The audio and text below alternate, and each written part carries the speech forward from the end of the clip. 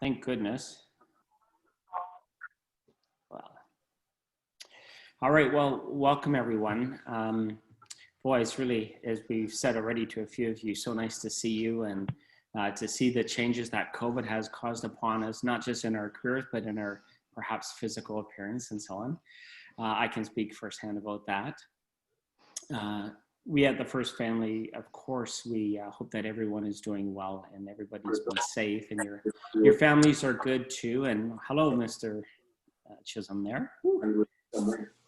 May not be correct.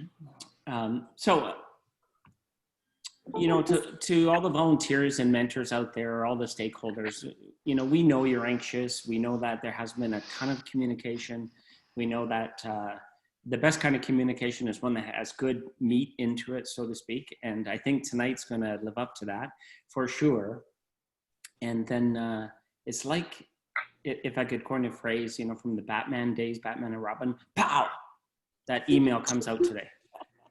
Right. And I wanted to put a graphic up about that, but I didn't have enough time to figure that out and find that. But really, you know, I'm just going to be official and tell you that I actually did create an agenda, a very well thought out agenda.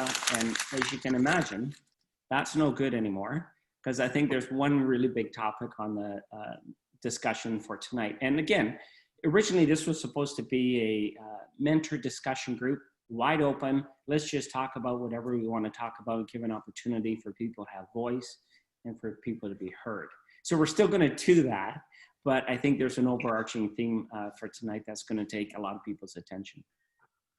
So before we actually just open things up to basically a whole conversation, a chat session with questions and answers that everyone, we're going to do the best we can to answer those questions.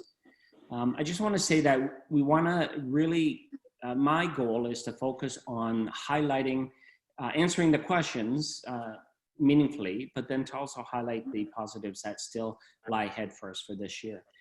You know, there's no doubt that there's going to be many questions, but we'll get to those questions and I'm sure we'll have answers for almost all of the questions. It's important for you to know that First Canada continues to work in the background and we are doing tons of work to enhance whatever the season is or was going to be with First headquarters on top of what we can do in Ontario to enhance it, like Ontario always likes to do. But let's just mention a couple of the positives right off the bat because we don't want those to get lost in the discussion. We finally know about fees, so that's good. And fees are lower than before, and that's good. And we probably would expect that they're lower than before. There's a variety of challenges that headquarters have come up with and they highlighted in the email today. And there's also First Canada challenges that are coming out. Very excited to share more with you on that on October 6th. In addition to within the First Live series that have been led by some of our terrific staff, including one of our newer additions to the staff that we're so thrilled about, Karthik Kanagas-Savapathy. And, game challenge or game design challenge. Wow, who would have thought that you would be able to be a part of the game design that might get used in years down the road? The home challenge, the kit of parts. So veterans would get a supplementary kit of parts and rookies will get a full kit of parts. So even though that there's a fee there, if you think about the value of those kits, it really does add on to the positives of some of those things that we're going to get this year. Traditional awards will be, as always, but judged separately. And there'll be some new awards. We don't know all the details on the awards yet, but it'll be exciting to see what those are and what those awards end up being. What do they look like? What are they titled? And what do you need to achieve to get them? And onto the most, you know, perhaps a bit of really strong good news, which is just headquarters had to take a position and create this window throughout that email today, which really says we're going to defer things. We're going to have more time in front of us to make decisions based on things because they want to make one decision and they want it to be the right decision, which we know is going to be reviewed in January. However, as I said on one of the live sessions the other day while I was in the chat box, I did allude to Ontario still has all of its venues secured for the season ahead, as we always do. And we're going to hold on to those. with the assumption that hopefully in January, we'll find out some good news and we'll be able to move forward. And I think that knowing that those are in place, it really should shed extra light on the fact for everyone in the FIRST community that there is a possibility. So there are a lot of positive things, a lot of possibilities, lots of new things that are about to happen. And we'll just have to work together and go through the season and support each other the best way that we can. Mr. Keenan, I think it'd be good to open it up if there just a discussion around the chat session. So how do we get people into chat? So everyone there, obviously there's two ways to do this. One would be post questions in the chat, and you can post them to everyone or sometimes to individuals, or you could just raise your hand and then we'll try to go to each person the best we can in the best order that we can to answer your questions. So I've already talked too much. I'm surrounded by technology and paperwork beside me to try to help make sure I've got the answers to everything. All right. Ms. Denning, do you have a question right off the bat? Would you like to lead things off from the great north? I'm just glad to see the faces, you know, and following up on everything that we're supposed to do. We still haven't heard anything from Nipissing. Have you? No, but and you're talking specifically about just talking to the inner staff of the planning committee at Nipissing or the North Bay event, so to speak. I have had conversations with most venues, and so right now everything's on hold for going forward, and we'll just have to wait and see where that all ends up. And are you going to go up soon? What? You going to go up soon? Was that a question for me? No, I think that was somebody in the background, but we do have a question from Dung. He wants to know how many teams here are currently associated with a public school. I think he's meaning the people that are on the screen today. Yeah, well, Dung is from team 5024, our superstars out London way, and nice to connect with you and your team. So how many are currently associated with the school? Well, we don't know because actually registration opens, I believe, soon, October 5th or something like that, the beginning of it. I think 5th or 6th, yeah. Yeah, so October 5th it opens. So right now when I go into the system, I don't see anything. And because of privacy rules, many of you know that Paul and I are ruthlessly looking at the inside the system to make sure we keep track of where everyone is. And sure enough, there's zero data in there for us to look at this time. But we encourage you to go in to update your dashboards if you can, and to get registrations going. I'm just kind of curious right now, how many of us within this chat have to also navigate policy, you know, like the school board policies? Right? Good, very good comment. What I will say to you, and I probably could have just included this up front, First Canada is we have our scope for our events going forward, what that would look like. And we know that if an event happens, so there's two ways to look at this, obviously. One is just how are you navigating your school policies as it is currently, and what restrictions are in place, and then what would it look like for you to be at an event, and what do we have to do to execute a successful event. So we'll be following public guidelines, number one. Those would probably most likely supersede venues. School boards are all, you know, everybody's developing their own policies, but they're following their local public health to the best of our knowledge.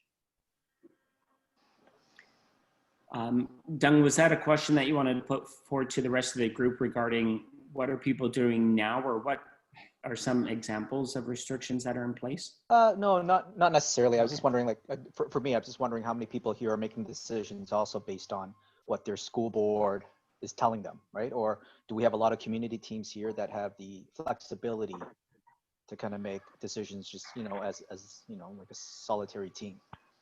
Maybe, Sure. John, all the people that are on the chat could do a thumbs up if they're if they're not a community team, if they're in a school setting. So that's down where they're at the bottom of your screen where there's a reaction, and we'll count up those numbers. Good way to do a poll. Thanks for doing that, guys. Appreciate it. Yeah, that gives us an idea for sure. Yeah. Well, one of the things I can tell everyone is that we've been trying to connect with as many mentors and schools, administrators, school boards as we can. And although there are certain pieces in place, restrictions at every one, they do vary greatly. And there are some that are, what they tell us is there's a schedule of revision or revisiting the restrictions in place. And most people are looking at let's say late November, December review of what would happen in the new year. And of course that coincides with what FIRST is doing too, and that'll help us. So as far as we go with planning our events, we're looking at doing everything we can to gather as much data to make an informed understanding of how we move forward.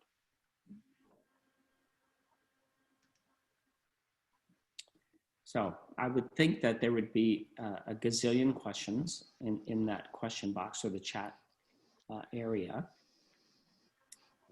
Just one so far. Just one. My goodness.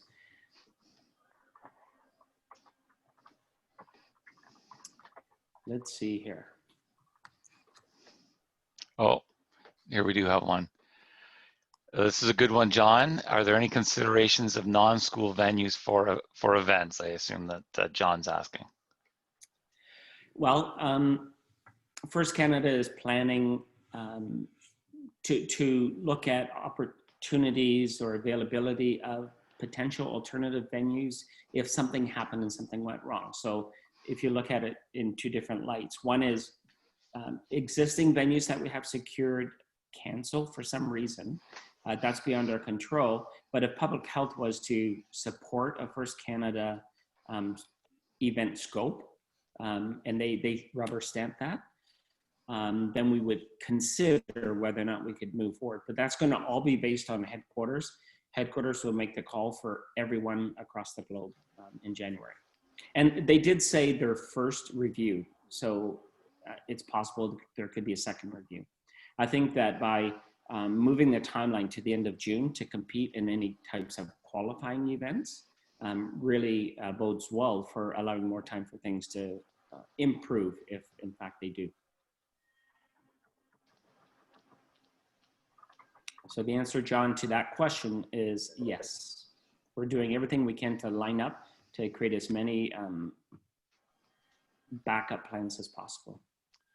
Would the length of the competition season for the district be about the same length, 2 events each weekend, or would that be dragged out or spread out further?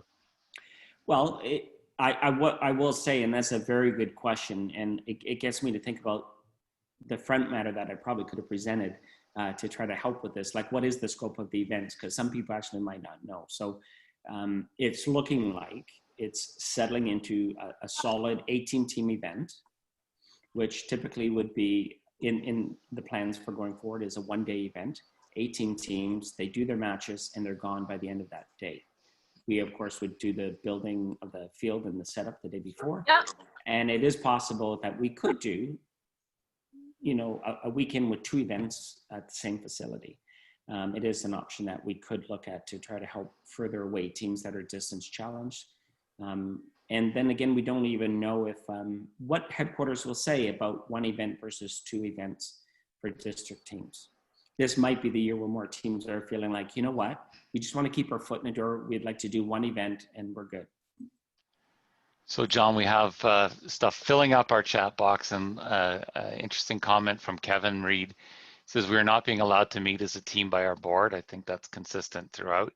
I am not sure we can in good faith register a team in those conditions. And Dung is agreeing with him and adds, will we follow the HQ headquarters lead, or do we have the ability to have events if the situation is in Ontario is better than in the US? Okay, so some really good points there. I understand, and you've got to do what you've got to do. Each person does, and how you manage your team, and whether you register or not. There's a couple stages to the registration. One is holding that spot and just saying we're registered, but it doesn't mean you're doing anything. You've not paid for anything. that's the key piece that puts you on that distribution list for information going forward. So you'd have to balance whether or not you could do that, but it has no bearing on whether you're going to compete or not. The idea about meeting, again, consistency across many boards, as Paul has alluded to, but there is some ideas, and part of what I had on my agenda that I tossed behind me, because we did not know this information was coming out today. I should have said that up front, but we would like to look at best practices that people are doing and how they're able to effectively meet virtually outside of the school, at home. How do you take those components out of your team and do that separate from the physical space and what have you? So those could be some considerations that teams would do. I know that's one of the products I'd love to get out of these future meetings of these mentor discussion groups, and share everything we've got that's good, but also bring to you ideas and best practices that we're hearing from across the world that people are coming up with, and how they're able to get more out of this than what looks like is in front of us right now, which is, what am I going to do? I can't meet. We have another question about events from Kevin Lamb. He wonders if maybe we can do off-season style events. Are there any off-season events that the headquarters is allowing? So, boy, keep these really good questions going. Right now, we don't know if there's events. There's a possibility we could have events. What that would mean is there would be a need to protect the equipment, so the game element equipment. And in Ontario, we have our 2 fields that we still have here sitting in our warehouse. And there's game pieces that go with that. There's the hanging centerpiece that goes in there, the wheel, what have you. We are restricted from accessing or using that equipment in the interim. However, I would guess there will come a time when, if there is a decision when no, we're not going to be able to host official qualifying events, then likely headquarters would probably, and this is a guess on my part, they would release that opportunity and say, if you want to do an event of some sort, like an off-season, go ahead. But that's just me guessing, by the way. Okay, so Kendra wonders, do we know the timelines for submitted awards? No, we know very little about the awards right now. In First Canada, we know very little about the judges that would judge those awards and what judges might come from this area versus others. What we can tell you, and it was a bit of the information was in that message today, but consider it, if you were headquarters, you've got all these regions and districts, and if you were to put them in, plump them into buckets of sorts, and the term that they used was sort of like event capacity size buckets. But that doesn't mean, maybe it means 3 events, like, because if we usually have, say 36 teams is the average in Ontario, so that would be 2 events put into 1 judging bucket. Or just they go by 18s, they group everybody in 18s. Or in an extreme case, maybe they could go ahead and decide that they want to do a whole region. We just don't know, but they will tell us more. And we expect to get, this has been the biggest difficult decision, I think, for headquarters, was to be able to give that information out today and come to that decision. Now that that's done, I am going to guess that a lot more frequently, more pieces of information will come out. And one of those would be judging of awards.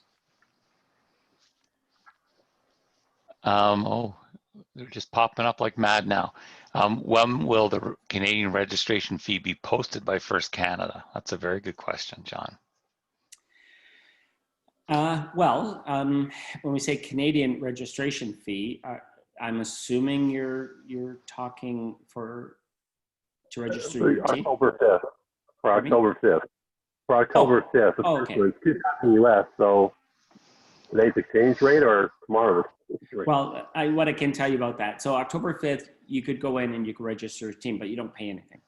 So we'll let you know about that billing cycle, which in years in the past would be at the end of November. Yeah. Right? So we'll see where that ends up with. Headquarters will come out with more information very soon about that. And for sure, we're going to take these questions and make sure that this information gets back out to the community if there's a question we can't answer tonight. So I'm just making a note, fee deadline, let's call it a deadline, right? So one good thing about the deadline is they're going to be more fluid this year. They want more teams to have opportunities. So they're going to, you could register right on October 5th, but you know, you typically wouldn't pay till a little bit later, but then you could maybe register on December 20th. Whereas before, the kits were already in Canada by December 20th. So it wasn't 100% over, but it was 99% over. If somebody at the last second said, hey, I'd like to compete in an event, here's my money, can I get a kit? And this was in January. Last year, we would have done that if we had room in our venues or one of the events. So can you talk about that, John, in terms of the kits? How, if they're not being delivered in Canada by November, how are they getting to the teams? Yeah, really good point. So the information that I have from headquarters on that, and I've been working with them on the logistics of how they get here and what have you, all the work that goes behind the scenes that Paul and I and Artie and Karthik will be working on this year. Typically, the beginning of December, rookie teams will be able to get their kits. So to get the kit, you would have to pay. But what's different this year, we think, is they're not going to take all 166 kits like they did last year and send them on 2 trucks all at once, and we take them across the border, and then we would divide them up and send them out. That's may not be how it happens this year. So that whole term called My Site that we always tell you not to check off when you register might be a consideration this year. And so what that means is a rookie team registers on October 5th, and December 1st or 2nd, thereabouts, their kit will be shipped. So they'll actually get kits early. And you can understand that happening this year specifically because all the veterans already have their robots, you know, unless it's a veteran that's coming back who wasn't here a year ago. So at that time, now a veteran would be getting a supplementary kit, right? And the actual kickoff is on January 9th. So they are doing a virtual kickoff. It's January 9th, and they will tell you a bunch of the details that's going to occur at that time. So John, we have a really, really good question here because it applies to veteran teams, and even though it's not in the question, it also applies to last year's rookies. And it's from Maurice and Ann. Does the $1,000 credit for teams who did not compete in 2020 events apply towards registration for 2021? What about teams that don't register? Does the $1,000 carry over to 2022? And then for the rookies, the ones that get the second year grant of $2,000 US, if they don't compete this year or they don't register, does that carry over to 2022 as well? But you can see that Maurice really has a good understanding about those different types of residual amounts, I guess, and grants that might be sitting in people's accounts. So I've got good news for you. So the good news is, if you've got money from last year and you don't participate this year, that money's held over. That's number one. The rookie grants, if a rookie team signs up this year, and they would typically get their grant, which we don't know what it is yet. But when that grant comes out, you know, hopefully they'll compete. But if they don't compete, the question, would they be a rookie next year? So whatever happens this year, if somebody can't compete, that money will be held over to next year for 2022. So including the year 2 rookie funds that you typically get your $2,000 from headquarters, that money is guaranteed for the team for the year after. If you've done your lessons learned that Paul has spent hundreds of hours nudging everyone to do. Pastoring. Yes. So Monique wants to know, I don't know, I don't follow your whole question there, Monique. Even if we register. That's because it's probably in French, Paul. No, it's en anglais, Monique. Even if we register and then the school says we cannot go ahead and compete, we don't lose our credit. When you say credit, are you talking? So we have like the $1,000 credit carryover because we weren't able to compete last year. We didn't compete in any event. Right. So that, I believe, gets carried over. So we can go ahead and register no matter what. Yes, and I mean, I can definitely get an absolute on that. And what Monique is talking about, everyone, is it's the rebate fee for no wheels on carpet. So if you actually didn't compete on the carpet last year, because you're doing, say, your events were in the last couple of events in the season, then you would have got that rebate. So if you don't compete this year, do you still get that rebate? Or if you sign up and then pull out, do you still get to hold that rebate back? What I can say is at a point in time this year, when you register, whether it's October 5th or January 5th, and you pay your fee, and so we're considering you what's called secured. At that point, you wouldn't get those monies back. So that was made clear by headquarters. And what they've done this year, and that probably looked really strange to everyone, is they used the term decoupled. So they've separated anything to do with an event fee from the registration fee. So here's this registration fee for veteran teams of $2,000. And that gets you those components that they've highlighted today. If we do get to events, then what you would do is you would pay an additional fee to participate in the events. One big thing I forgot to mention earlier on is we're going to have subsequent, first live sessions. October 6th is going to be one that's loaded with good information. We might have more information before October 6th to go out, and it's going to be all good news, I think. But part of that is going to be some information around some of the other things that First Canada is doing or planning in the background to find ways to be able to assist our teams even further.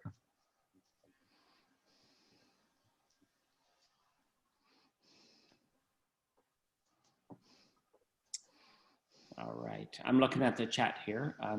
Maybe Paul's fallen asleep there. It is past my bedtime. I am elderly.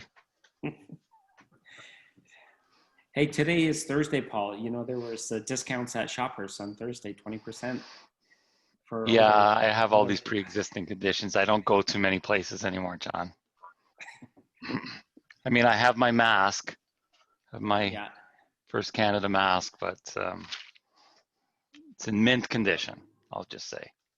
Mm-hmm.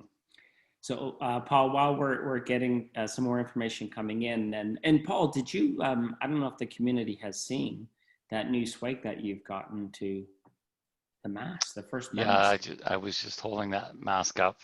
Okay, somebody did say nice mask, so obviously I wasn't paying attention. Oh, that's okay. It is a nice mask.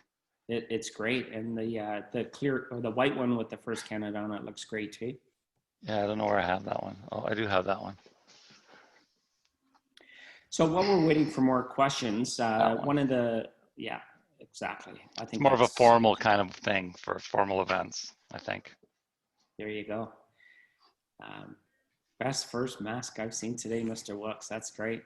Paul, while we're waiting for more, I'm excited about the First Canada challenges that a lot of people have been working a lot on, with a huge role in that being led by Karthik and his vast experience of being involved in the past. And we really look forward to revealing more details on October 6th, and looking forward to how many people in the community are going to be engaged and where that's all going to go. And of course, that's in addition to what headquarters is going to come up with their challenges. So excellent. Yes, I know Karthik's been working hard on them. I've seen them. They're great. They'll be lots of fun. Fortunately, none of them involve dancing, so I'm down with that. But that may be disappointing for Nancy. I don't know. She looks like a big dancer to me. Hey, Paul, I have another bit of good news to share with everyone. The rookie teams will, in fact, be getting a grant this year. That's been guaranteed from the Argosy Foundation. So Argosy Foundation is a philanthropy group that put close to $1 million together every year to help new teams get started in first. So very much look forward to that. And speaking of Argosy, let me add one more key thing that was on my agenda that I tossed. So mentors, if you have any gaps in your expertise, because we all do have some kind of a gap, Very exciting news. You may have seen over the last year some First Canada e-blasts telling you about the MAC crew, or the Mobile Alumni Crew. So we've got a large group of alumni that are very skilled, that are waiting to help. And you're going to hear a lot more about that over the next little while. And of course, it's going to be virtually right now because face-to-face isn't great. But if you've got a gap in areas of, say, programming, hey, we know that one exists. You could call in. We could assign a Mobile Alumni Crew, 1 or 2, to come out and help you, or to talk you through it, and do a Zoom meeting with you, what have you, but to help fill that gap. So here's a good question came up from both Dung and Kate. Are we expecting any rookie teams this year? And Jim Wilkes asked the same question. And, you know, I'll say first before John is the authoritative voice in this, since I'm the one that works with them on their rookie grant. And when it looked like there wasn't going to be a rookie grant from the Argosy group, now it's called a New Team Growth Grant. I couldn't see how we could, but I said recently that if someone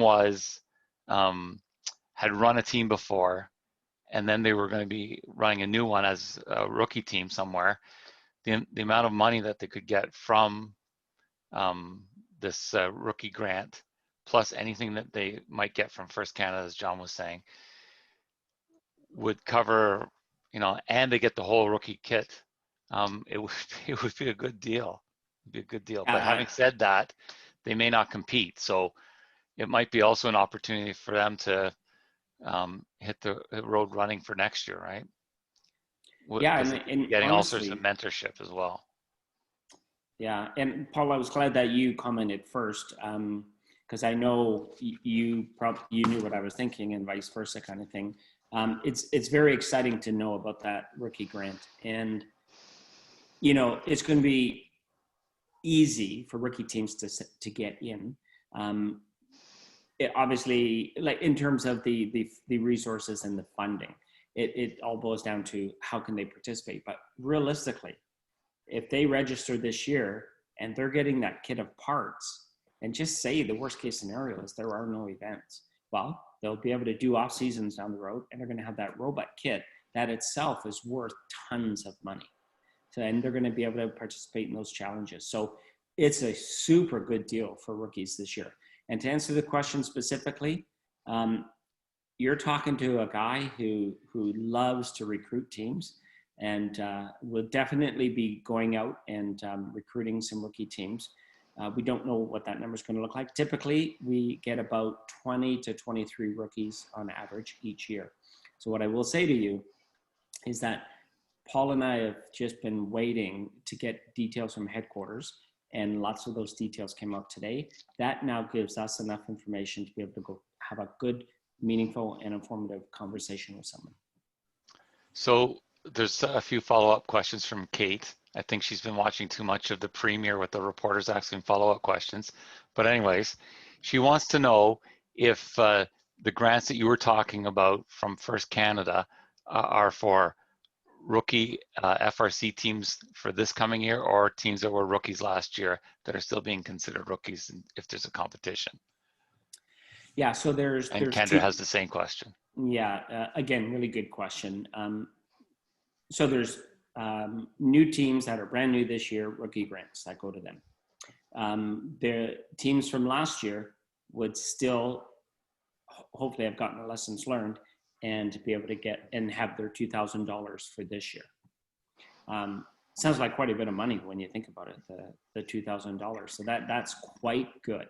And even if they don't participate this year, they carry that forward to next year. So I think they've really done a good job in that area. I guess I'm wondering if your question also is referring to, I was a rookie last year, I didn't get wheels on the ground, and do I still get to compete this year and get the same amount of rookie grant as other teams? So you wouldn't, because you got that kit of parts. So we have a couple of other really good questions, again from Kate. She asks, is this specific to Ontario? Can it be across Canada? I'm not sure what you mean by that, Kate. Sounds like Kate wants to be more inclusive, maybe, and having other. I don't know. I think she knows of some teams outside the province. Mm-hmm. And I know I have worked with a lot of the teams in Saskatchewan and Manitoba, and some of it depends on where I guess to a certain extent, if it's from First Canada, it depends on where the money's coming from. Sometimes if it's the government of Ontario money, Sure. then it must stay in the province. But that's a good question, Kate, and we'll have to look at that. We have an excellent question from John. He says, for the game design and innovation challenges, how is the number of teams competing in a group determined? You mean the 3 against 3? Is that what you mean? No, I think he's talking about with these challenges that they're going to do. Okay. That are like the game design challenge. When you submit this, Yes, it's a competition, right? it is. I think you're going to have Is to it stay tuned. worldwide, or is it like Ontario? Oh, I think it's worldwide, but it's not like the at-home award. They're going to split that up amongst different geographical regions. It's not going to be one for the whole world. That part I did hear, that it would be some multiples, but within a district that they split it up in, there wouldn't be like 4 teams that could win that award. It would be the one. But they did say they are going to share all those details with us over the next month or 2. So I would say that I would have, when I was still teaching, I would have loved to have Dung for a student because he's got some fantastic questions here. So his next one is, are programs and initiatives such as First Challenge Series, FRC Alumni Help, restricted to teams that register and pay, or for anyone in the FIRST community? And I guess part of that is there's 2 things there. One is First Canada stuff, and then there's First HQ initiatives, right? Dung, yes? Yeah, John? Yeah, I'm not sure I'm understanding that question. So I can't see the question. I think what he's saying is, do we have to, if I have a team, do I have to register on October 5th or December or whatever and pay my $2,000 as a veteran to be involved with the First Challenge Series? There's a First Canada one, and the answer to that is no. You do not have to be registered. For the First Headquarters one that starts in January, sometimes the answer is yes. But to get John's Mac crew to support you for things that you don't know or that maybe are a weak area, John, maybe since that's your baby, you can talk about that one. Sure. Well, the Mobile Alumni Crew has a focused target of FRC and FTC mentors, but also to help the other programs too when possible. But the key focus around that steers that grant that helped create this Mobile Alumni Crew was to target the gaps with mentors or build capacity in our mentors, both FRC and FTC. Paul, So if his team doesn't register because it just won't make any sense in their school, for example, if that's a thing, can he still get alumni support? Can he still get Mac crew support? I think is the crux of his question. Really, really, really good question. And boy, talk about forward thinking there. I doubt that we would say no to anybody in our FIRST community. We're going to do everything we can to support our mentors. And for sure, we would do that. So Kate is explaining more about the question that we were wondering about. She says she's curious if some of the grants that are for teams in Canada or Ontario are FRC specific, or are they available to FLL and FTC? Yes, Kate? Yes. Well, there were grants for all programs. First of all, from Canada. First Canada have grants available for all programs. And you're going to hear more details about that. We're going to specifically reference that over the next few weeks, and that information is going to come out. There were headquarters grants that we can get. Anything that comes from headquarters is typically available globally to everyone. So, you know, it's not that Canada is exclusive, or it's Canada and United States and nobody else. However, Canada has been very successful at garnering success with the grants and for the different grants that are available. And typical of the first community team, 1360 Orbit Robotics out of Oakville. It's a community group that many people would know.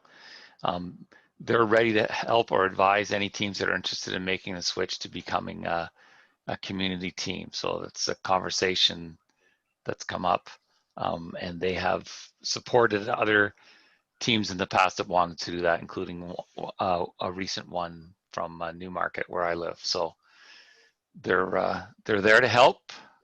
They're great at it. They have lots of mentors that have gone through the process, and they've helped several teams.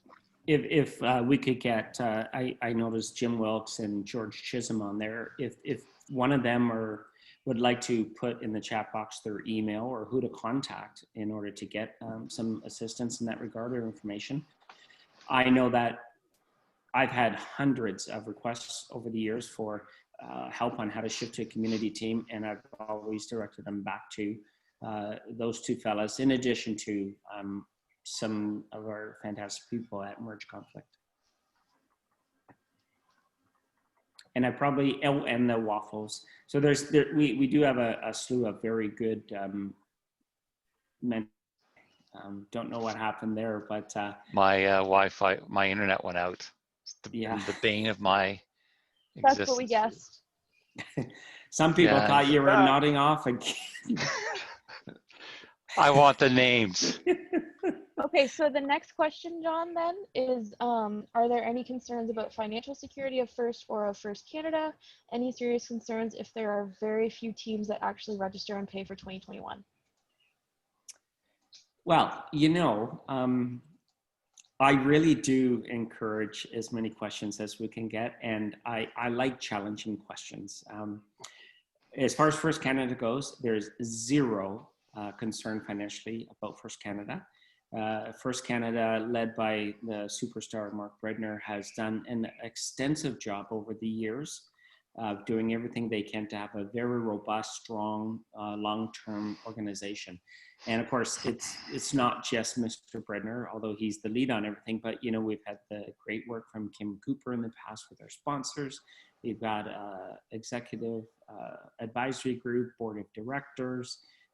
So you see mostly some of our faces, but it's those people in the background that really ensure that we do everything the best way possible. So zero issue with financial concern for FIRST Canada. And then part two of that was number of teams. So that's a question I thought for sure might come up. You know, last year at this time, and stay tuned, of course, because we have three conferences coming up, the Gateway, the 2056 Inspires, and then the SWAT-posium. And I know last year at 2056 Inspires conference, I did a presentation on projections. And that was me having fun with projecting what was going to happen for round two of event selections. So I'm going to bring that full circle back now to teams registering this year. I've done a matrix of, you know, 180 teams, 150 teams, 125 teams, 100 teams, 75 teams. What would happen in those scenarios? And financially, for any of those scenarios, there's zero issue with FIRST Canada. We've re-looked at all of our numbers. We're in very good shape. It really does look like this. If you think about what indicates to FIRST Canada how we proceed, registration, even if you don't pay, but registration is so helpful for us to understand what it's gonna look like if things are gonna be okay, right? So when people hold off, and we understand if you do, but if you hold off, it's harder for us to calculate and project ahead. That said, it's this simple, the math is like this. You know, we have 166 teams last year. We had 11 events, 11 qualifying events. So if we had half those many people, we would need half the events. And the events actually are only going to have 18 this year. So maybe we would need more than half. So my math is wrong, right? So even if we had half the teams, theoretically, we would need almost as many events. So with that in mind, we're building in measures that will address all of those scenarios. It's quite a challenge for this year, but I can tell you that we meet on that particular topic every single week for a couple of hours. alone. And then I'm working on that almost probably 2 full days a week. So Caitlin, are you the new Mr. Keenan now? Oh no, I'm Oh, there he He's is. back. back until my thing goes out again. But Caitlin realized, having done so many Zoom calls, that if I lost my internet signal when I came back, there would be nothing in my chat. So she jumped in, which is great. Thank you, That's Kate. great. And she's multitasking, Paul, because she's, I think she's taking a course right now. Wow, Yeah. she's so good. Yeah. So we have All another right. great question from John. And this is one I think I can answer. So John wonders, will the initial registration starting in October get your team posted by first as registered for the 2021 season?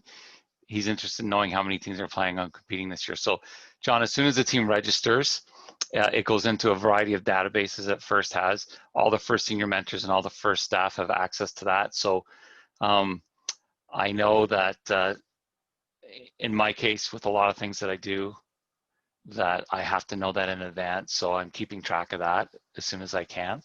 Is registration starting in October to get your team posted? Oh my goodness. John is interested in knowing how many Ontario To support them and what have you. So what I would say, you know, if someone sends me an email, I can facilitate that a changeover happening. So if you all three agree that you would replace one of them, Okay. and that honestly, There are also they switch, they make keep that going, John. switch in no time. Like within 2 days, would have you switched out. There are also a lot of people in chat that are having challenges with build spaces and looking for support. I think that moving forward, before I give it back to John, this forum is going to be really good and helpful for us all to support each other in finding those spaces, because I think everyone is struggling, but I think it's worthwhile for us to also share online spaces and tips as well, because those are going to be easier for us to all share than finding places for teams to operate safely. Oh, 100%. And, you know, it's always good talking with people. One of the, you know, when we get feedback at headquarters, when we do our meetings at headquarters in the United States, and one of the biggest pieces of feedback that they always get is we need more time to just sit and talk rather than have a prescribed agenda, right? So that's what the goal of this one is. But we can attach to this the whole idea of, and maybe we could put a Slack piece to it, but also put an archive area where we could have people that could add stuff at any time, and then we could review those components on a rolling basis during each of our meetings. So it'd be like, hey, Caitlin, did you just see what 1360 is doing, or what 1374 has done, or, you know, and make sure that we highlight it and let other people know what good pieces are out there.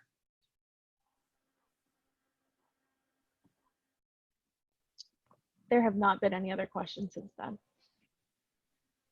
Yep. Paul's just let me know his internet is gone. Bye-bye. Artie is on. You're muted.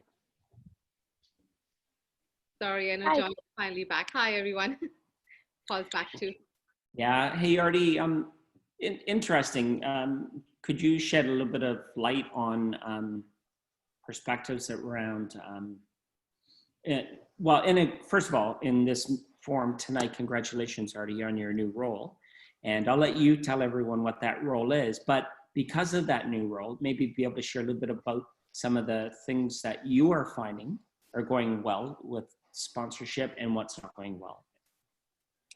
Yes, yeah, definitely. And I think we've been very... But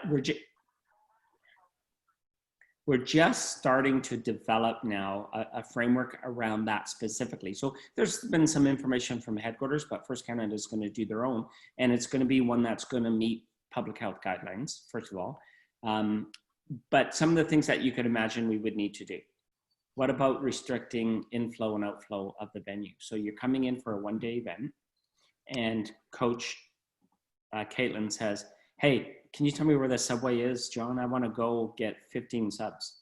We're going to probably have restrictions around that because we don't want people leaving, coming back in, and bringing, you know, potentially new whatever. Measures around, would there be a temperature sensing and all those things? we'll wait and see where we are at that point, but there will be nothing that we will be putting extensive measures in place. And I think that parents for sure would be thrilled with the new protocols that we're going to have. I also brought this up in a meeting a few days ago, and Karthik sent me a really great resource that was FIRST branded. I'm not sure if it's FIRST Canada or FIRST, but there were tips on COVID practices. I'm not sure where that is. Yeah, Yes. it's actually on our website. We have, right now we have instructions for First Lego League teams and First Tech Challenge teams. And I think HQ is going to get some guidelines on FRC too. So that will be coming out soon, hopefully. But there are guidelines and recommendations for COVID safety measures for those programs, which are very similar, I guess, to FRC too, a little bit. A lot of the stuff is very generic and can be used. But we're hoping HQ will also have another FRC option coming out. Specifically and even if headquarters comes out with their guidelines, they'll still have to meet what we do here locally in Ontario with the public health regardless. So at the very minimum, we're going to exceed what the expectations would be, I think.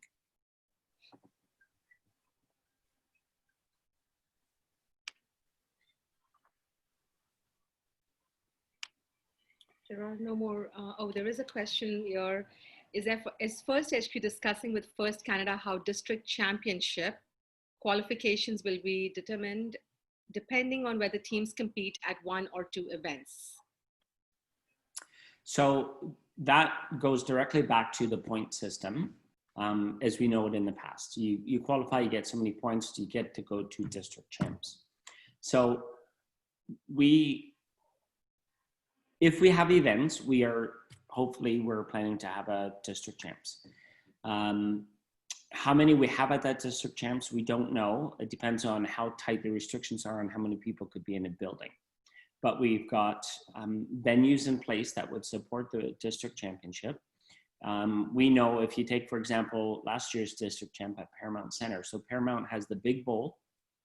It's got adjacent ice rinks that we could have. So it allows us to space in as many things out as possible or create more isolation space or distancing between people.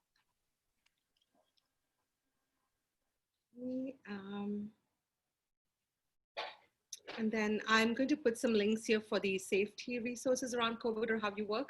One of them is a generic one that I just posted, and then I'll post another one that was specific to teams in there. So that's the first US resource that was built, and we're sharing that right now.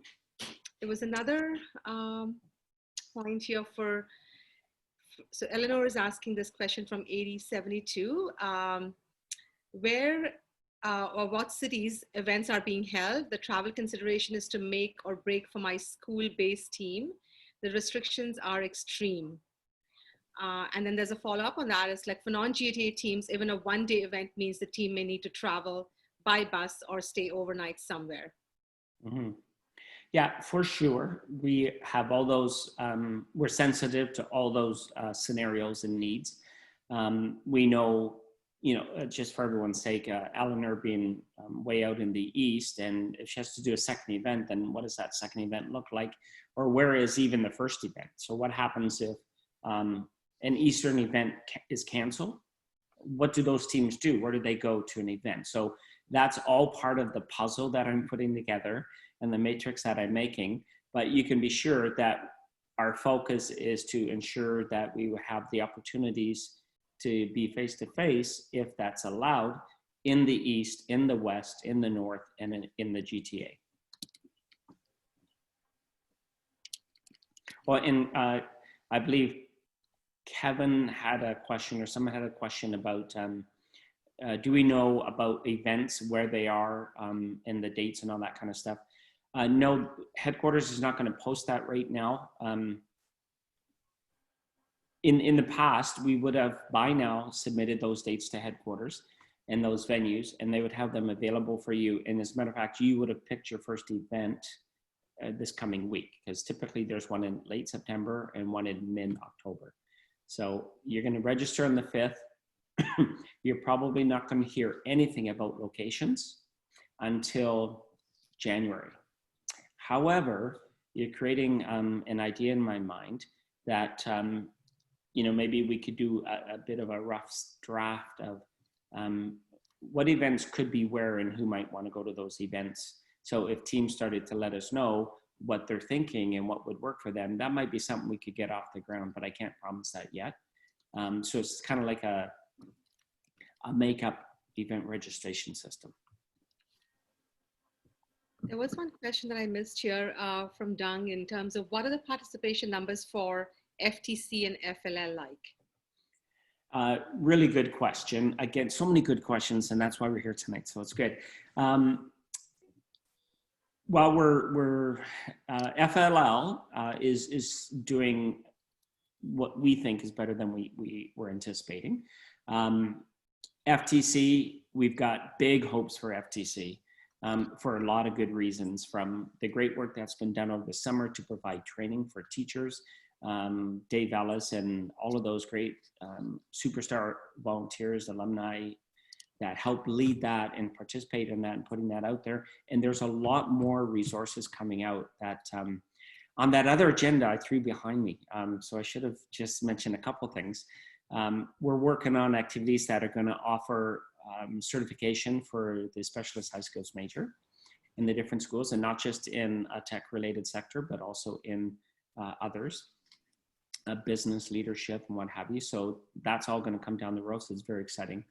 I just want to make sure I go back to his actual question. Do you want to repeat it once more, or do you want to make sure I got all of it? Yeah, what are the participation numbers like for FTC and FLL? So, well, the numbers are changing daily. I think I'm wondering if Dave Ellis might be doing an update come this October 5th on First Live, or the one before. Artie, do you know, is he scheduled to do an FTC or FLL?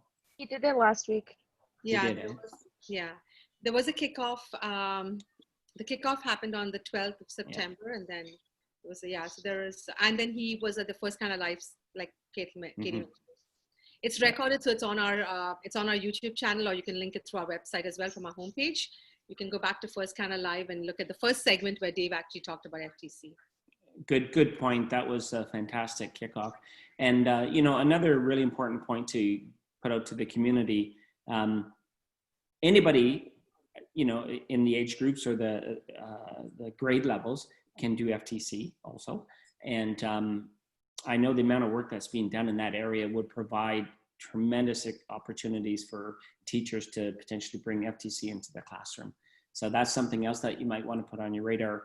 And for those that haven't had their ear to the rail as much as others, perhaps, everything up through FTC is 100% remote, no face-to-face.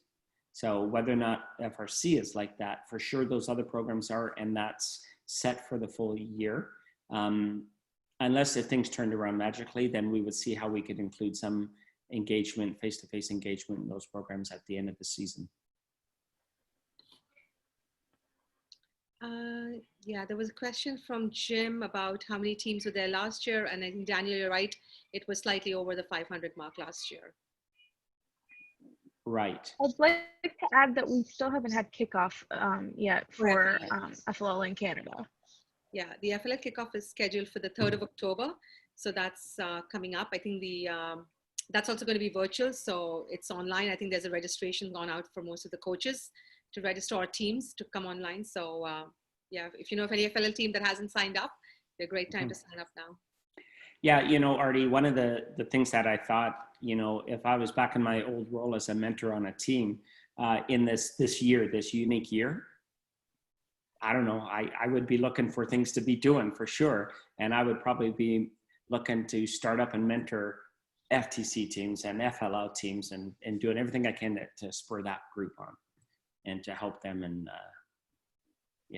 I've already got my robot kit of parts from last year, probably got my robot built, most of the people, some iterations that'll come, I guess, with the new challenges that nobody knows about. We don't know, even though you think we know what it's going to be. And I think a lot of really good things for people to do. So a good plug-in for mentoring FTC and FLL. All right. Any more questions there? I see. No more questions right now. Oh, there's one here. Dang again. It's good. What is best for First Canada? Would you like us to register and then make the decision to pull out or participate later? Okay, Is so it better to if we register when we know we can participate? right. So let me just say it this way, Dang, and to the rest of the audience here. So I'm the FRC recruiting guy, and Artie has had that role of needing to know what the budgets are and where those things are going and what those numbers, she's the numbers person, right? And we've got Karthik doing a lot of that this year too. So for sure for us, the sooner we know, the better. We just don't want you to ever feel that we're pushing you and it's going to cause hardship for you somehow. We wouldn't want that to happen.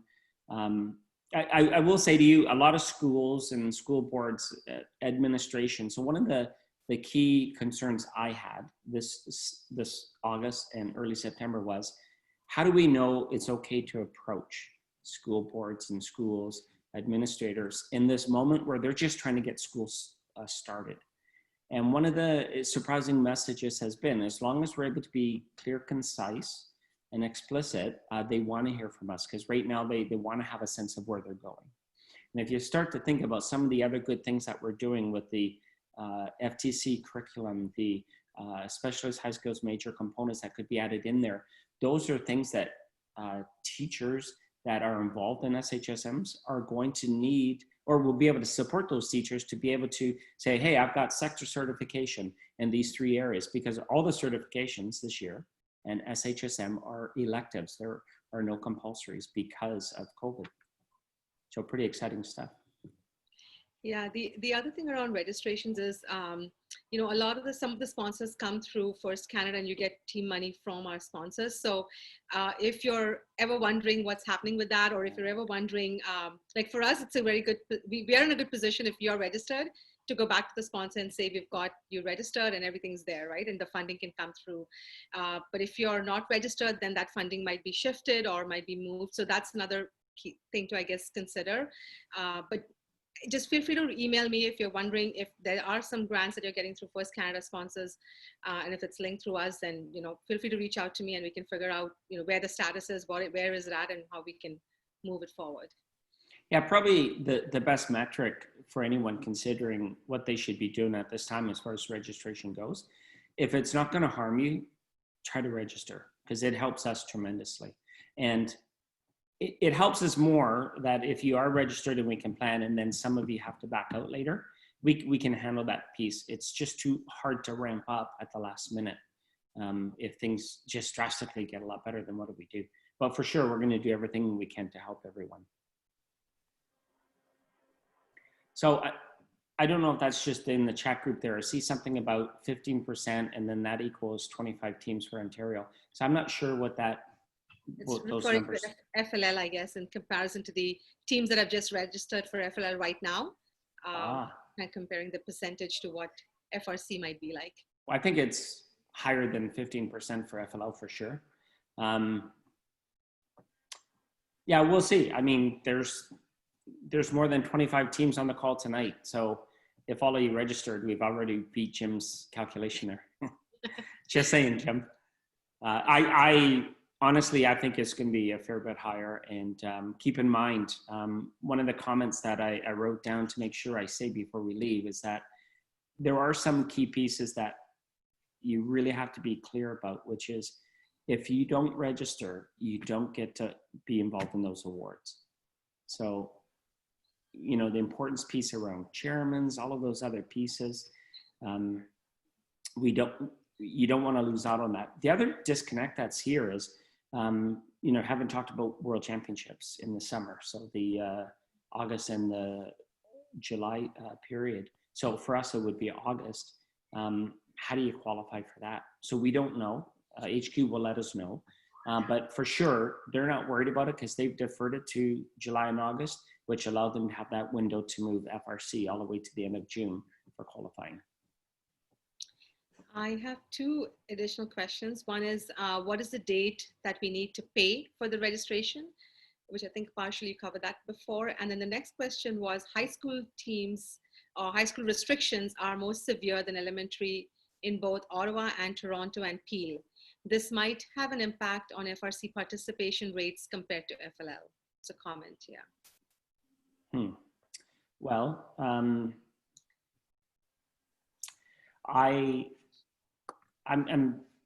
quite attuned to what's going on in both panels, the elementary and the secondary, and I say that because of who I've been in contact with, but also my wife is a senior administrator in one of the school boards. In addition to some other key people, we have some good champions across the province that are involved in school boards that help us better understand what the word is on the street kind of thing. I think around the FRC or the high school piece, whether it's FRC or FTC, FTC is remote, so there's a lot of things that you could be doing in that now and all the way throughout the end of the year. But as far as FRC goes, the question would be, what potentially could you do that's all done virtually? And how do you allow your kids to, your students to keep some things going, even though that perhaps they're not meeting up? And I'll give an example. I know that one of the key workshops or presentations at one of the conferences coming up, I won't say which one, but I know that they're going to have some discussion around how do you interview virtually for an award? Like, how do you build a skill set, and what are the top 5 or 10 tips behind that? So a lot of different good things that people could be involved in now virtually to keep things going as a team. Can I just chime in on my 2 cents for a sec? Please. I totally get that no one knows what we're doing. If you do, like, congrats, and I want to know your secret. But where I'm coming from as a mentor and as a volunteer for FIRST is that the students that we're here serving are getting a valuable contribution. This event is really changing everybody. And maybe this year, if you could do something with them online or like a third or a tenth as much often than you would like to, that's still engaging and interacting with the students where they may no longer have a platform to do that anywhere else. So I totally get that it's scary and hard, and dealing with admin, especially in a school setting, is difficult this year, but open invitation, I will help anyone figure out how to take some of their stuff online. I'd love to all figure it out together. And even if your team is not as good as you want it to be this year in comparison to other years, I think it's really important to keep working with each other and thinking about the kids that we're trying to impact and change. Yeah, Caitlin, really good point. And, you know, I'm making notes on the side here. One of the things that, you know, going back to having just even a Slack group or chat group about successes in virtual engagement, what that looks like. And, you know, as you started off by saying, if somebody's got the right solution, please share it with me on how to move the team forward this year at this point in time under these restrictions. I think that's fantastic. And I'm sure there are some out there that are doing lots of good things right now. We just need to know what that is and how could we maybe do it, and would it fit within my restrictions with my school and my school board.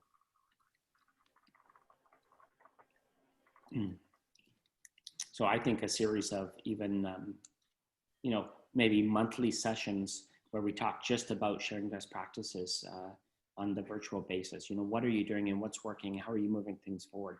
I think there'd be a lot of buy-in to that. Yes, Daniel, I think many teams will agree. Daniel is saying the physical build is the most difficult part of FRC. We have been virtually meeting since April for both admin and software. Build is the issue. It is. You know, protocols around some people are fortunate to be able to have the robot away from the school if it's a school team. And then there's a lot of other implications with that, is, you know, what property is it, responsibility, and all those pieces that come with that.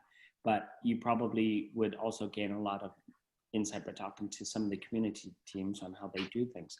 However, there's, you know, we talk about this for FLL and FTC, which is, okay, how many kids need to touch the robot? And is that robot in class?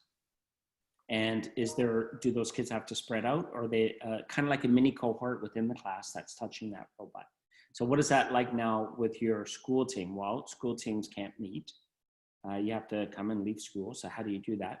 Do you get to meet? So could you have a FRC kind of learning pod, or where, you know, we're talking now about people that are homeschooling in a pod. So they have, I don't know what the numbers are, 6 or 8 people, students that are in there with help from parents. Is that possible to do with FRC?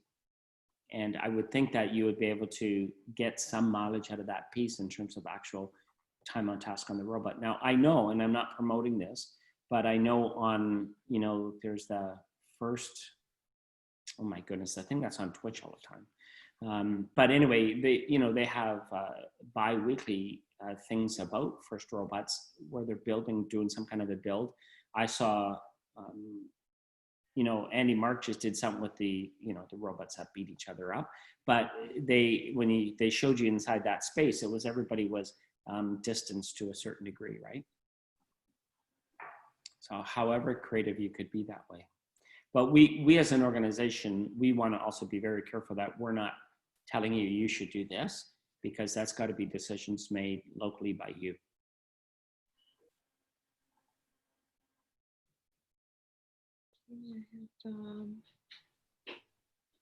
No other questions. I know Kevin's commenting and Kate's responding, but I think there's no other questions there. Yeah, when I look at the list, so, and I'm just gonna call some people out. We've got, it's so nice to see Suzanne Reed on here, our good friends over there at Vic Park.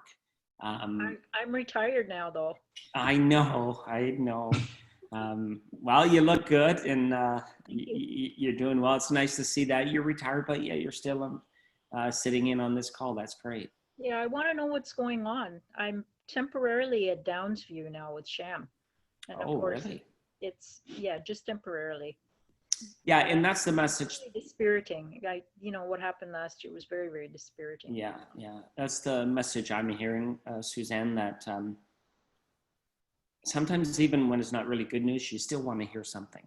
Like, yep. Communicate, and let's have some dialogue. And I will say to you, we know how hard it was for everybody last year, and I certainly didn't have time on task with the robots like the teams did.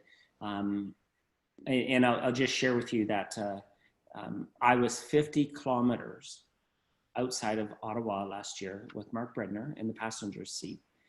And on the Thursday morning of setup, and that was the day after Ryerson had already set up. So Ryerson was set up. I know the teams that last minute got put into Ryerson, and everybody was so excited to have the new event at Carleton. And there was this nervousness. And then Mark and I looked at each other and said, we should probably call headquarters, because there's got to be more going on that they're not telling us. So Mark called headquarters there, and we found out at that moment they were just about to call everybody to shut it down. And we had to make that terrible call to Ryerson and to Carleton. Oh my goodness, the folks at Carleton just did such a fabulous job of planning to the nth degree to put on a great event. It's just like all of our events, right? And then it was a no. So yeah, that's why we so much want to do as much as we can this year to engage everybody. In addition to the competition, but the idea of the challenges, and as Caitlin says, do something that continually keeps people involved. So yeah, and nice to see. I see our good friend Stan Hunter's on there, and Roland from 1325, a few others. I see just first names on here, so I don't know 100%. I could start naming team numbers, but I won't do that. So please, everyone, chime in like Suzanne has done, and just share any other thoughts if you want. I'm not going anywhere right now. Before that, John, one last question, maybe, and then we can open it up and we can actually, like John said, share our thoughts. But there's a question from Joanne, Joanne asking if, and John, further clarification on dates and fees. Will teams need to pay for in-person events prior to kickoff? And HQ's determination of an in-person event of in-person events in January. And yeah, good. We'll address that first, and I'll go to Joanna's next. Great. So Joanna, you give me another good idea that I'm going to do. I'm going to ask Artie to help me with this sometime this week. We should create, Artie, a simple visual of a timeline. What are those key things that are happening at a certain time? And this will really help teams, you know, put things in order. So no event information coming out until the end of January. So even if we're having events and we know where the events are, information's not coming out to January. So that means if it's a go in January, event selection would happen at the beginning of February or somewhere thereabouts maybe.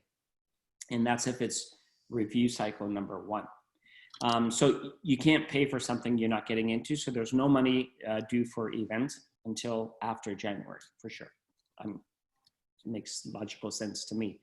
The only thing that would, and I don't know the deadline on this, but I'm going to get back to everybody and send out a response email to everybody about this, or maybe in the e-blast on Friday, exactly what that date is. When, if you go in and register on October 5th, when do you have to have paid that money to be considered as somebody engaged for this year? So you qualify.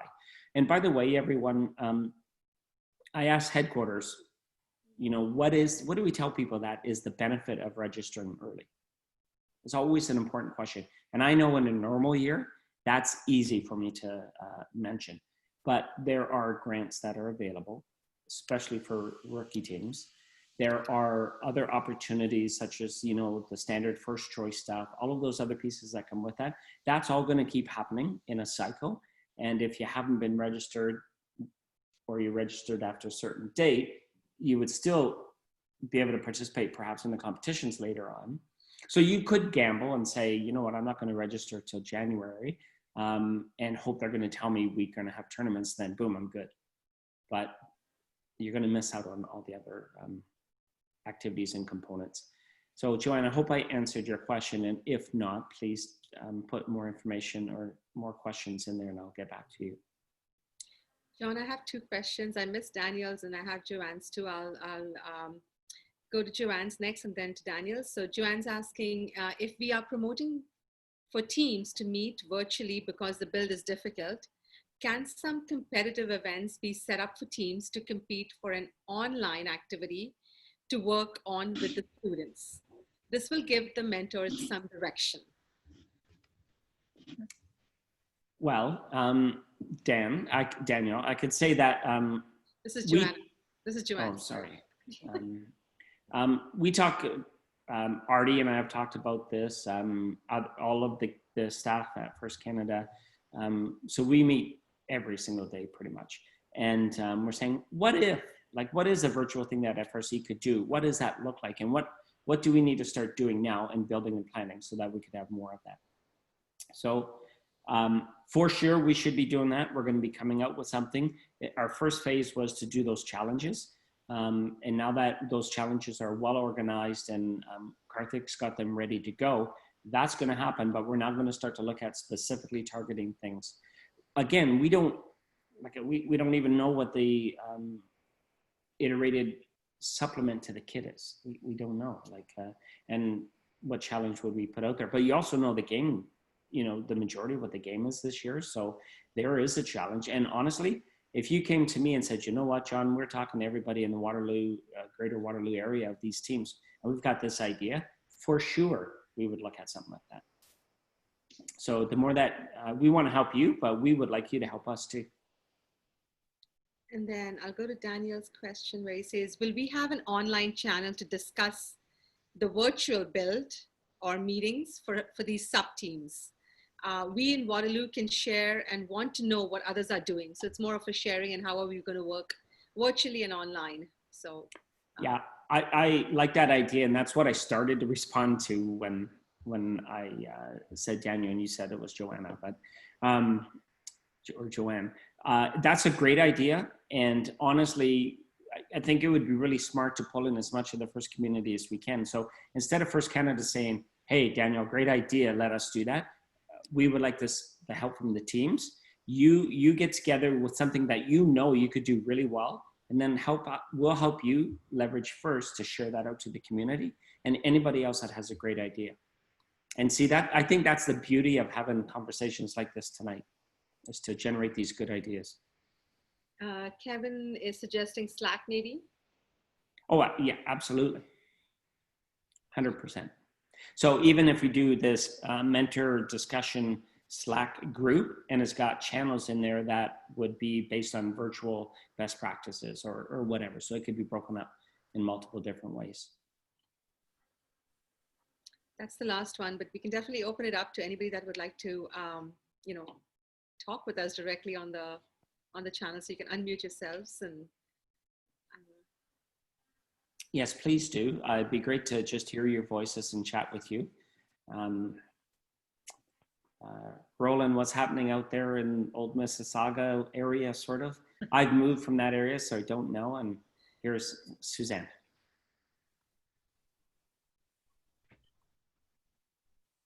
Stan, I've got a comment from Stan in there while Roland's coming online. Yeah. Stan talking about, oh, go ahead, Roland, sorry, and I'll mention that later. You know what they just I'm just saying hello. I mean at this point we haven't done much with 1325. I mean our situation is complicated a little bit by location issues, but we'll get through those. But I mean, like we've our team's been pretty active on Slack, and we've been chatting about different things. And I mean, today's announcement, as disappointing as it was, at least brings some clarity to the situation, at least for the fall. So I think from that, at least from that point on, we can probably go on and at least start planning some virtual meetings and things to do. And that's, I think, basically where we are right now. Thanks for chiming in there, Roland. It's good to see you. And I was thinking about you at the beginning of the session when we were talking about community teams and things, sharing solutions to difficult situations that teams encounter. And I know you having moved from facility to facility and so on, and what those challenges were and what you found was the most valuable solution or steps that you took to get to a solution. And yeah, say well, that you are yeah. fully, you know. Yeah, well, I mean, yeah, it's the biggest challenge with being a community team is finding a place to meet and to build.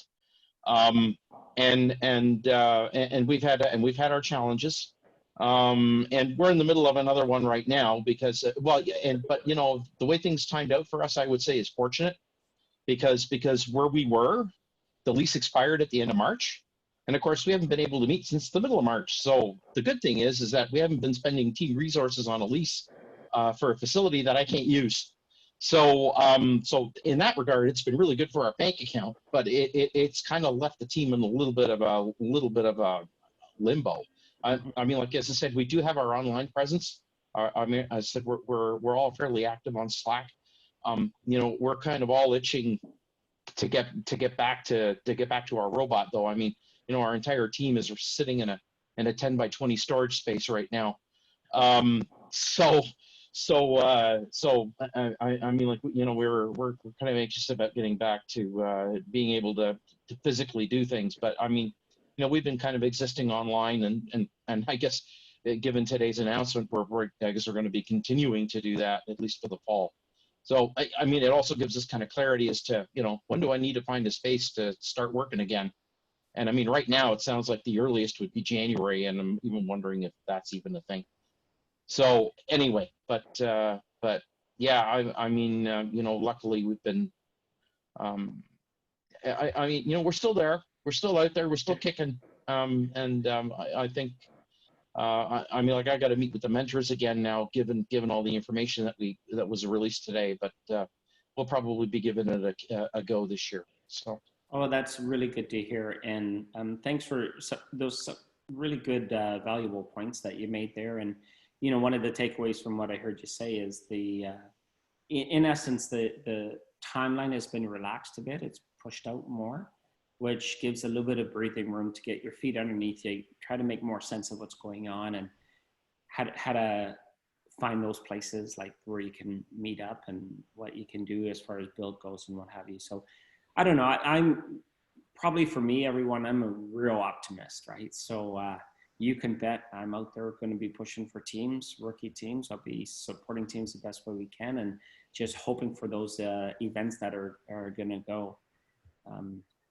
And I could see a lot of benefit about these meetings, staying in touch with what's going on and being informative.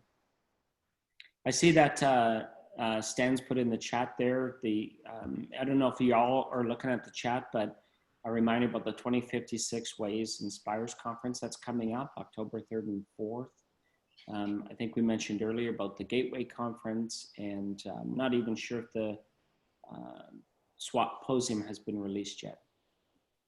But I will say to you that I have personally seen some of the agendas on those conferences, and they look incredible. So kudos to you guys for putting all that good work together to present those conferences. I can't wait to participate in them and to also listen in.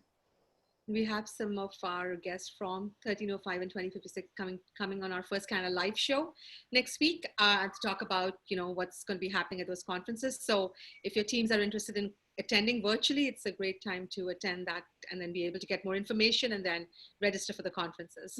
Excellent. Hey, Artie, are those first live shows, are they like all booked solid now? You've got people for every single one, or could anybody of these mentors reach out to you to say, hey, I'd like to do a segment on how to do virtual whatever?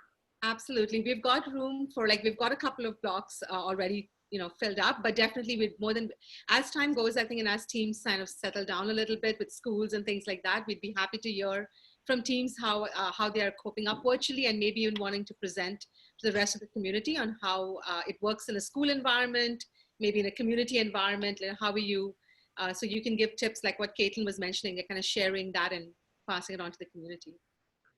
Definitely can provide that into our First Canada live sessions. Excellent. See the chat, I'm looking to see if there's any more questions. Not really. Anything anybody wants to add or say? If you want to speak up, please go ahead. I missed everybody.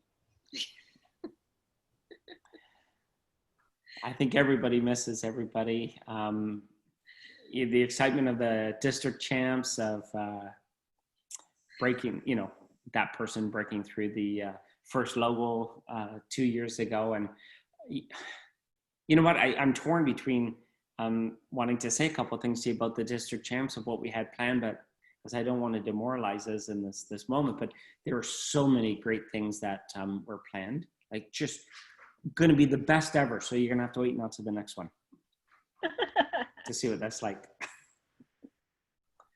For sure. Excellent. Okay, Artie, I think everything's going a little bit more quiet, so I think we probably should wrap things up. Again, thank you, everyone. It's really, really good to see everybody. And your ideas and your comments and suggestions are just so much appreciated. And the idea of stimulating great minds and ideas as you go away from this, whatever it is you think you're doing well, connect back with us and let us know what it is. And let's put you on one of the segments coming up so that we can share that best practice. Also, I know that so much is going to happen over the next few weeks that sometimes waiting for announcements is so hard. Feel free to email us at First Canada. If we can answer something for you, we're going to answer it for sure. And we'd like to be able to be as quick as we can to get that information out to you. Special ask for everybody, October 1st is two Thursdays from now. Anyway, October 1st is the curriculum night. So it's a session like this for teachers to talk about FIRST related curriculum. So I would be very much, or I'd be pleased to invite any of you to participate, to send me anything you want in advance, but we're going to share with you some of the things that we're doing, but tap your minds on how we can better create curriculum that teachers can use in their school that is directly a component of FIRST. And, you know, as I say, a good example is a lot of work around the FTC stuff. How do we fit the and FRC components in there too. And how do we make it even more meaningful by making it part of criteria that teachers already have to try to achieve with their students? So thanks again, appreciate it. I understand that there are no more chip clips allowed. You should have asked that earlier, Jim, when Mr. Keenan was on. What? What? He is on. I don't see that in the chat. You know what I'm going to do? Oh my God, Keenan? Your Dung. internet must have dropped. Here's what we're going to do. So next session, I am going to offer up, I am going to donate, okay, a bundle of 12 chip clips. Instead of roses, it'll be a bundle of chip clips we're going to give away to somebody next session. I'm going to take it from my stash and my supply that I have. So yeah, it's true. All right, so Nancy, nice to see you. Good night, everybody. I think that's pretty much it. Don't hesitate to reach out and talk to us. Stan and Nancy and anyone from SWAT, anything you want us to help push out there about your conferences, you can count on us. And looking forward to seeing the participants in those conferences. And please do, if you know somebody that's done some curriculum work, I'd really appreciate it if you tap them on the shoulder and say, hey, you should be part of this. Where should they join? Oh, yeah. How do they know where to go to on that or get involved in that session? Yes, so it was sent out in the last email last week of the e-blast, and the link is there. It's in our First Canada calendar now. And maybe what I'll do is send out a reminder the night before instead of the night of, like we did tonight. I just felt tonight it was worth a reminder because of that important HQ message that came out.